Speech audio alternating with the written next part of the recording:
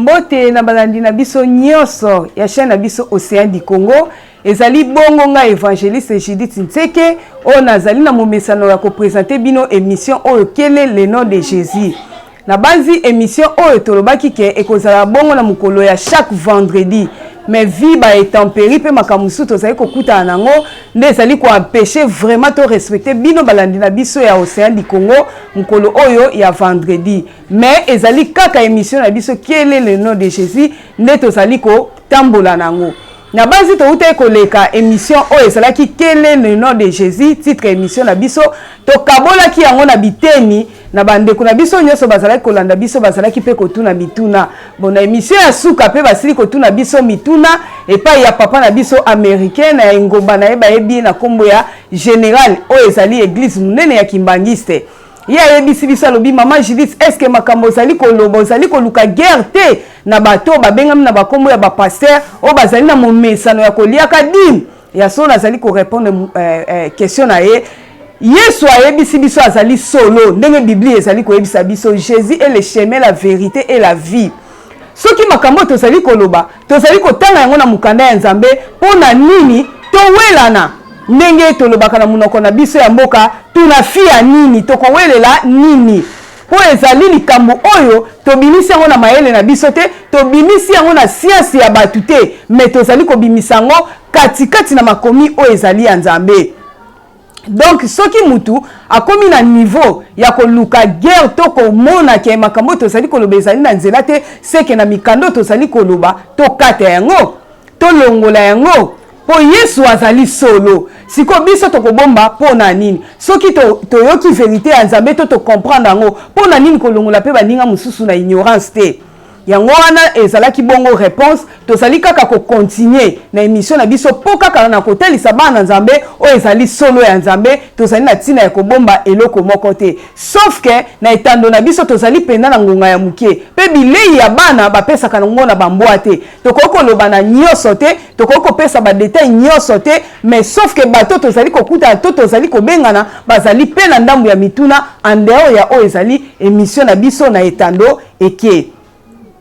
Na bongo lelo tozali ko continuer na sujet nini sujet na biso ezali bongo haïr ezali moko ya mukanda ya Biblia po Yesu bazolo bana Jean 3:16 ayaki pona kobikisa ayaki pona ko sauver kaka le même Yesu wana alobeli biso makambo bele o na Biblia tozali ko tambola pona ko lakisana eloko nini alobi na Biblia po ezali mukanda mobimba oyo bandeko tozali censé ya ko comprendre yango po de Genèse Apocalypse ezali makambo Nzambe apesi pona kobikisa biso ezali makambo nyonso ya Nzambe oyo alingaki biso toyeba po ete tokutana na ye po soki oyebi mutu tokokutana ndenge nini esengeli toyeba Nzambe po tozwaka na ntango tozali na besoin kosenga tosenga ye na ndenge longo bani po ntango kosenga oyeba eloko nini okosenga ntango tokoloba toyeba tozali devant tata na biso toyeba pe eloko nini tokokoloba na bongo tokotanga mukanda ya Luc 14 tobandi na 23 esika batangeli biso lisolo oyo ya sujet na biso haïr tozali na Luc ezali Nouveau Testament Luc 14 chapitre 14 mais tobandi na verset nango ezali 23 kaka tangu tokotanga nanu kaka Luc wana totombe na 23 bazoyebisa biso moto na mukanda to pe en tête ya makambo to likoloba bayebisi biso nini condition à remplir pour être disciple de Jésus balobi ezali na condition mobimba o esengeli biso to remplir po tolobaka tolandi Yesu biso tozali kolanda Yesu balobi Yesu ayaki na grâce no moni biso tolandaka likambo nyonso ya Yesu po bato misusu bakoma kobosa na kuta Ancien Testament ezali makambo ya kala o Nzambe soki tokomi koloba makambo ya kala seke kala ezalaka nyoka o kala po ya Nzambe ezalaka te po na Ecclésiaste azoyebisa biso oyo ezalaki na oyo ezali lelo eza kaka ndenge moko likambo ya sika na saa moyo esani ezali te po ya Nzambe azali na likambo ya kala te azali pe na likambo ya sika te mais biso tolobaka tolandi Yesu wana azali koyebisa biso condition pona kolanda ye mais condition ngo ezali nini nde mukanda komi koyebisa biso de grandes foules faisaient route avec Jésus, il se retourna et leur dit, Yesu azongi siko akomi koyebisa bango po ezalaki na ba foule o babande kolanda ndenge na ba film o to bande kotala na kala bomwana to babande kolakisa biso so ba che projecteur na ba kwa moko to so mona ndenge ni Yesu azalaki kotambola balobi ezalaki na nombre ya bato ebele bazalaki kolanda ye mais ntango Yesu asanti ke bato akomi kolanda ye alobi te na kokenda foule te alobi te ne ngulupa o nyonso na kokokende te po peut-être ntango tokokoma na koyebisa bango makambo koloba te mpona nini ebandeli ayebisaki biso te Yesu ko ntango akomprendre bongo alobi te fo na baluka natala bango mpe alobi na bango nini si quelqu'un vient à moi et s'il ne hait pas son père,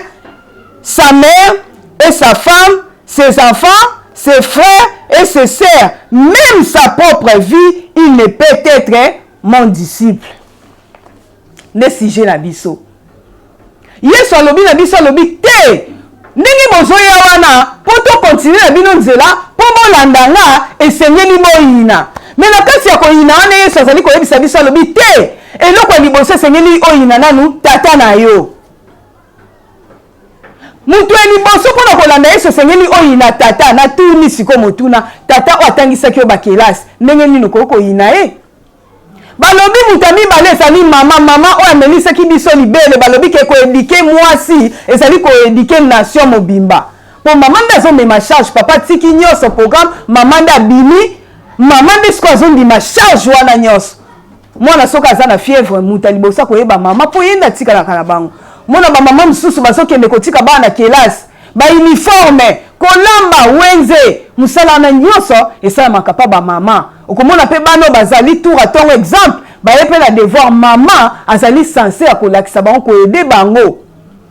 mais bible so bisabiso Yesu so bisabiso esengeli to yina abandi na ba parents. Mais si tu as na Exode, na 20, honore ton père et ta mère. Si tu as c'est que tu finga. Tu manques de respect. Oh, parents nyonso alingaka bolamu ya mwana na ye. Parents nyonso alingaka bolamu mwana komona mwana nga na linyosa la docteur, na linyosa la maître avocat, na linyosa la nani corps médical. Docteur autousi koloba na linyosa la modéliste na linyosa la styliste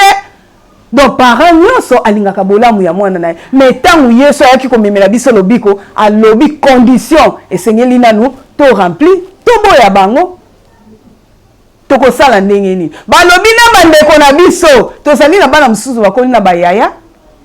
ba parents pe bakufi atiki na yaya to ba parents bazali mais yaya atangaki liboso azwi relève ya baleki wana ya soka zosala bisika moko abie azui relève ya baleki na ye mais liloba nzambe soka koyebisa biso esengeli toyina po bible tokoko tika ngo te toloba kaka partie moko ezali mpona bato et chose cachée te nzambe ayebaki peut-être biso nde tozoyeba te nzambe na kati ya biblia aloba nyonso peut-être na makambo oyo oyebaka te mokolo mosusu okoya kotanga oye kodécouvrir yango tozali na baengoma tosali bane ebele mais mpona nini batikali kolakisa biso mpe makambo oyo te nzambe amibombi alingi alakisa biso eloko mpo bible ezoloba na 2 Timothée 3:16 balobi toute écriture est inspirée de Dieu makomi oyo nyonso ezali inspiré ndenge tozwaka dime ndenge totangisaka bato Malachi ndenge totangisaka bato Galate 6:6 esengeli mpe totangisa bato makomi oyo mpe tolimbola yango bayebisi biso babi te esengeli oboya tata na mama balobi na bandeko balobi kutu na kokita awa balobi na vi na yo mobimba siko soki oboyi vi na yo yebisanga soko okomi koboya na vi na yo me liloba nzambe mpe fo tokokisa ngo balobi bible ezoloba balobi oyo alingi ngai malingi molingami na ye te sika aza na bolingo te siko yo zolinga moninga me bible kote ezopekisa yo ozali kole sere na baparent ozati leo na ndako na bango bazotangisa bazobokolo siko balobi esengeli oboya ndomoni bamikanda ya boye bato mingi bakoti désordre na kati ya bafoyer bato bakomprendre nzambe te basali na lolenge na bango bato bakomprendre nzambe te bakaboli na bafamille po ezali Nouveau Testament esengeli toyeba yango sikoyo liloba Nzambe ezoyebisa biso na Esaïe 55:8 Bible ezoloba mes pensées ne sont pas vos pensées et vos voix ne sont pas mes voix, dit l'Éternel des armées. Ce que vous avez pensé en Nzambe, et Seigneur, to soso la pour ceux qui to soso li en moté, to kozala na connaissance te to tika li ba ignora to ko tâtonner. To kozala bolamu ya Nzambe une petite partie. On Nzambe zali na besoin bolamu wana ezala nyoso ndenge akomeli biso. Siko biso to yinate. Faut kokisa mikanda o Bible lobi kolongola te ko bakisa te. Faut kokisa ngo to honorer to peto yina. Na yebite bandeko nanga o basolanda mission na biso quel est le nom de Jésus. Na so sepia na bino ko tangu de mission so banda bozo simba bakaye bozo simba ba big boy ebike likambu ya sika. Tozo zwango na nzela émission oyo. Wana na yeko kanisa le grand missionnaire, l'ancien missionnaire Papa Laurent Mangosi depuis Angola. Oyo abimisi bato ebele lelo ba apôtre lokola ye bazotanisa liloba Nzambe lokola ba papa Gédéon Mbwangi puna o babengaka mingi grand esprit lokola ba papa JP Kafuti o bazobengela kombo ya docteur papa na biso missionnaire Kafuti bana o babimi et papa Laurent atangisi bango liloba Nzambe na nzela ya makomi onde na sili susu ko dédier bino mukanda ya Nzambe oyo tolinga te pona nzela na bino nde biso toyebi Nzambe tolinga honore te po to bandeko balobi pe toza na ntango ya grâce na bongo mpona koyeba nanu tata po ezali 55:8 azoyebisa biso makanisi na ye ezali ya biso te esengeli toyeba Nzambe na makanisi na ye sikoyo esengeli toyeba nini bazobenga tata na makanisi na ye po piso mazoloba biso na 119 ko zipola eloko nazo répéter ntango bazoko zipola c'est que ezali na vérité moko ezali caché o Nzambe azana besoin toyeba ngo Nzambe abombi mayele na ye epa ya batu oyo bazali bakonzi mais apesi yango kaka epa ya bana yo lokolo ozali mwana ozali kolanda biso okomi deja na momesa na kotuna mutuna okomi deja na momesa na kobenga biso na banimero tozali kopesa plus 243 80 888 60 62 plus 243 80 888 60 62 tozali kopambola Nzambe po ete tozali kosala mobembo ya pamba te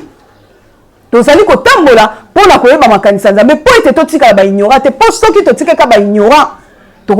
tokokutana na Nzambe te awa balobi ignorance ezomema na kufa esengeli toyeba siko nani bazobenga tata na makanisa Nzambe esengeli toyeba nani bazobenga mama na makanisa Nzambe esengeli toyeba nani bazobenga ndeko frère sœur esengeli toyeba nini elingi koloba propre vie na yo moko po esengeli to remplir condition po tobenga mabana Nzambe yango wana tokomeka na kotanga mukanda na biso oyo ezali bongo ya Jean zoyebisa biso nini na 8:44 mpona likambo oyo etali tata esengeli totanga na mukanda na biso ya Jean po tokoki komilobela te 8:44 Bible eyebisi biso nini vous avez pour le père le diable wana Yesu ndazoloba alobi vous avez pour père le diable vous voulez accomplir le désir de votre père Bible ekomi koyebisa biso tozali na tata mais tata wana ezali satana c'est que satana apazalaka tata apart Nzambe lokola tata na biso po ezoloba ngo na Romain soko totangi na Romain 8:6 Romain 8:6 bazoyebisa biso Nzambe nde azali tata na biso mais bazoyebisa biso na Jean 8:44 bozali na tata na bino oyo ezali bongo satan c'est que tokomi na batata mibale c'est que tokomi na batata mibale mais balobi tokeba na tata wana satan biso tolingaka mingi kokokisa oyo ezali posa na ye c'est que ntango bazali koyebisa biso toyina esengeli toyina tata nini po tozali na tata lokola Nzambe tozali mpe na tata lokola diable ntango bayebisi biso siko toyina tata nini mais satan ngo mpe ezalaka nde nani po tokoki kotikala kaka bongo te tozotambola yo ozotikala ozokomisala mabe po Nzambe ntango apesi yo grâce okuta kozala na biso olanda seki azali na likambo moko alinga aloba to likambo moko azomona mosika nango alinga bikisa yo. Ce n'est pas à négliger. Eza kaka te tozali na tango na biso tolekisa ngo kala pamba te. Tolingi o biso tozala lokola connaissance ya Liloba Nzambe. Yo pozala nango po tobikisa mokili mobimba. Tango bayebisi biso nanu aïr kaka na bomoto boye faut yeba ke connaissance ya Nzambe ezali connaissance ya bato ezali. Et pas ya bato na bakelasi totangi soki totangi ba dictionnaire bazoyebisa biso aïr elingi koloba ko détester.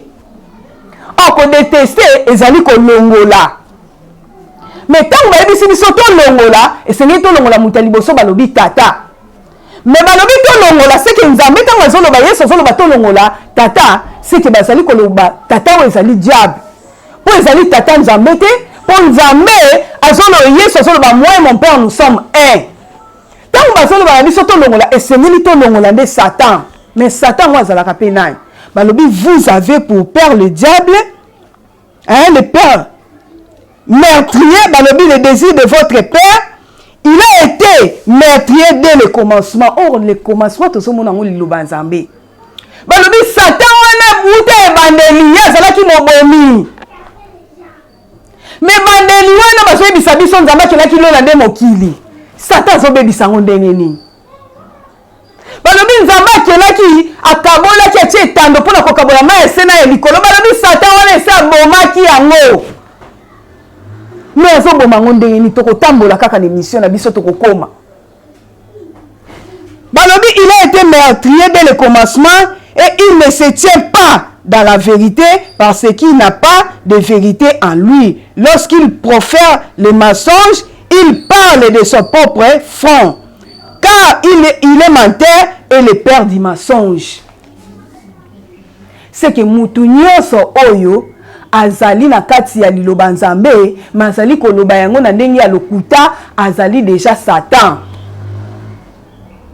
Mais tant que ça se scoto longola c'est que esengi to longola Satan wana mensonge wana po ezali ko sala kaka pona intérêt na ye. Okomona mutalobi Galate 6:6. To pesa na mutu azopesa biso to kabela bozina biso na mutu azotangisa biso Liloba Nzambe. Mais ce qui totangi kaka na nini na Matthieu wana 23. Matthieu 23 to bandi na 8. Mais vous vous faites pas appeler Rabbi, car un seul est votre maître et vous êtes tous des frères. Balobi to benga mutu mokili o maître te. Pona nini? Po kaka Rabbi nazali maître na biso se moko. Tokita 9. Et n'appelez personne sur la terre votre père, car un seul est votre père, celui qui est dans les cieux. Bazo peksa biso to benga Satan père te awa na mokili. Batu ya ndenge wana o bazali ko senga biso ba Galate 6:6 to benga bango ba père te. Po tozali kaka na tata moko. La Bible dit vous serez tous enseignés de Dieu. Bisogna se enseigner tous à enseigner de Dieu. Mais tant que vous enseignez sur Galate 6:6 to pesa sikopa na yo. Oh biso balobi na biso tata nezaka Nzambe c'est que Nzambe ne muta ko enseigner biso. Mais Satan wana o to kolongo la babenge le père du mensonge. To kitana na mukanda isusu ya Matthieu ya Matthieu 16:23. De sika tozo chité Matthieu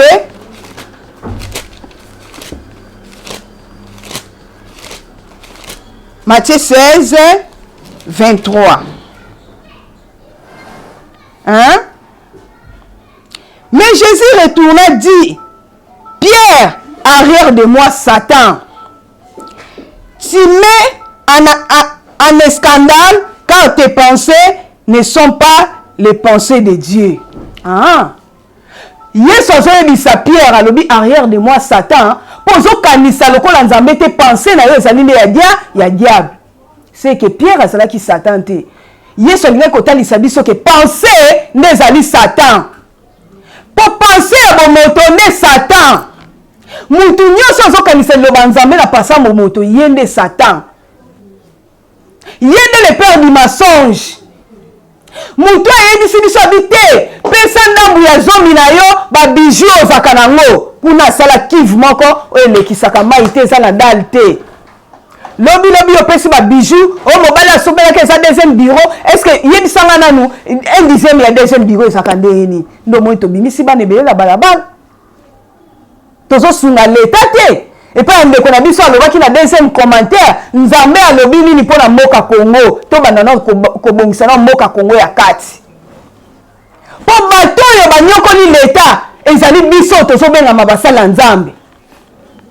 po ntango yebisi mwasi wana aya na bozwi wana okomisi na divorce deuxième femme bana na ye wana otata na bango bameki kozwa charge to encourager deuxième femme te tolobi pe te topekisi yango pe te soki moto aye kokutana liloba nzambe déjà aza deuxième femme faut trouver des solutions po nzambe azoya wana mpona kopesa nde solution po lelo soki topekisi aboya bana wana aboya libala wana bana wana batangaka bamosusu bakomi na université biso mpe charge nde tozwi te lobi bango baza mike bakei na balabala mpo na prophétie tokokoma mpe na prophétie tokoya biso basala nzambe soki omoni deja moto akomi koloba na makambo ezali ya nzoto moto akomi kosemele na bavi ya bato na nsima ya kombo ya nzambe tokokomprendre ka wana eza pensée humaine ezali déjà Satan le père du mensonge tata wana liloba nzambe ezoya pa na yo mpo olongola ye odeteste ye ohaïr pensée ya bongo esengeli odeteste yango oyina yango po ezali pensée ezomema na vérité ya nzambe te or la parole de Dieu ezali nde vérité yesu azoloba mpo olanda nga esengeli oboya nanu tata ya bongo soki yesu alobi mpo na tata ya bongo azali père ya mensonge ndenge biblia etalisi biso pensée humaine ndenge ye kosukisa biso seke mama mpe azali na makanisi ya nzambe tokontinue kobengana tokontinue kosabone seke mama mpe azali na pensée ya nzambe omoyika nde totalisi o tata lelo seke mama mpe azali na pensée ya nzambe benga biso totaliso mama na pensée ya nzambe benga biso totaliso mpe sœur na pensée ya nzambe benga biso totaliso mpe frère na pensée ya nzambe benga biso ndenge nini mpo kokoyi na propre vie na yo na pensée ya nzambe yango ezalaki oyo tobongisaki ezali oyo ezali émission na biso quel le nom de Jésus na banzi yo moto ozozwa libaku ya kolanda biso mpe konote kotuna nzambe alingi yo po tozali na papa na biso Jimmy Mukweso azali évangéliste monene na église universelle de Jésus Christ azali na zuwa ya makambo oyo mais yo nzambe apesi opportunité wana lelo tomeka koflashe yo il faut profiter nzambe ayebi nini abombeli yo yango wana apesi opportunité oyo mpo esunga yo okwea na mbeba wana te yango tozalaki nango lokola na sujet mpo na sujet na biso haïr oyo ezali détester to mpe koyina etikala bona kombo na Yesu Kristo amen.